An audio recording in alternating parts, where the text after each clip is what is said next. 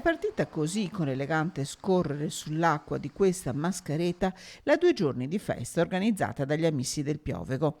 Edizione numero 41 per la festa, numero 20 per la regata, che ha visto trionfare in una sfida a cronometro tra le remiere padovane una coppia di rarinantes con gli Amici del Piovego alle spalle. Sabato la gara, domenica la tradizionale processione con benedizione delle barche e visita alla chiesetta di San Giovanni delle Navi. Soddisfatti gli organizzatori.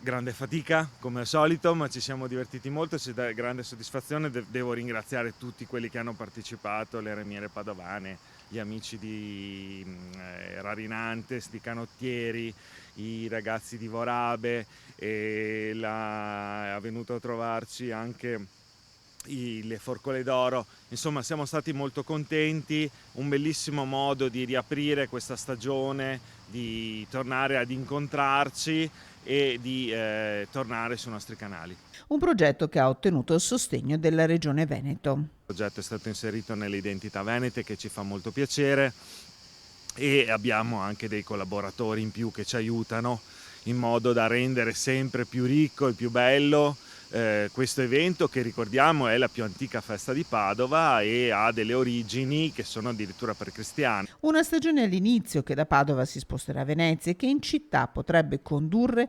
all'inaugurazione della rigenerata Golena San Massimo.